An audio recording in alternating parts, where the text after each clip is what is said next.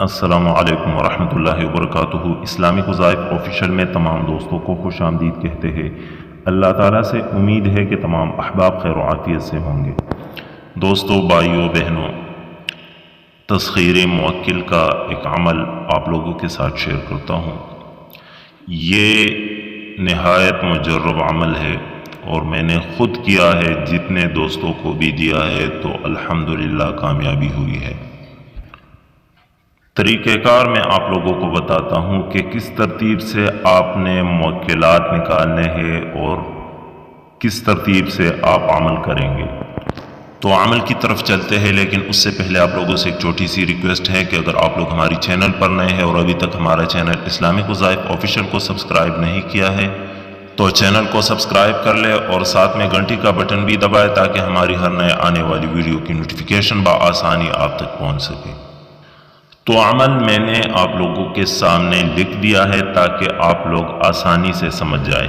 اپنے نام کے اعداد نکالے ابجد قمری سے، آتشی چال میں پر کرے، مربع آتشی چال میں پر کرے خانہ نمبر 9 میں جو عدد ہے اگر وہ احاد ہے، مطلب کہ 1 سے 9 تک ہے، احاد اس کو کہتے ہیں، تو اسے لے لے۔ اگر احاد سے زیادہ ہے تو پہلا عدد لے، 10 ہے، 20 ہے، 30 ہے یا 25 ہے تو پہلا عدد آپ لوگوں نے لینا ہے۔ اگر 25 ہے تو 5 لے لیں، ٹھیک ہے، باقی کو چھوڑ دیں۔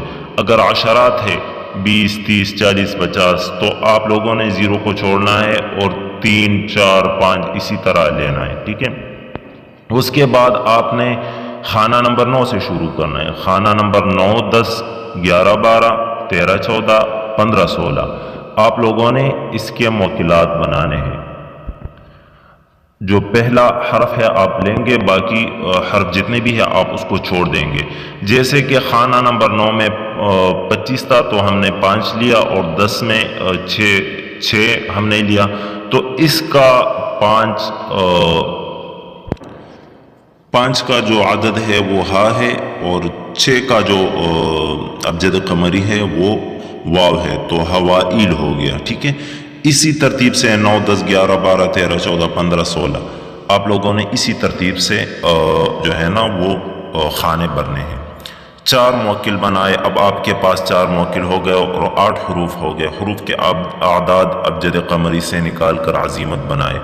عزیمت یہ ہوگی عزمت و اقسمت علیکم، اور جو موکلات آپ بنائیں گے 4 تو وہ موکلاتوں کے نام آپ نے یہاں پہ لینا ہے، یا ہوائل۔ اب ہم نے یہاں ہوائل لکھ دیا تو یا ہوائل، اور باقی 3 موکلات کے نام آپ لیں گے۔ احضروا واطیعوا بحق، یہاں پہ عموماً ہر بندہ غلطی کرتا ہے، یا حی یا قیوم میں نے لکھ دیا ہے، لیکن آپ نے یہاں اپنے اسم اعظم نکال کر یہاں پہ لینے ہیں۔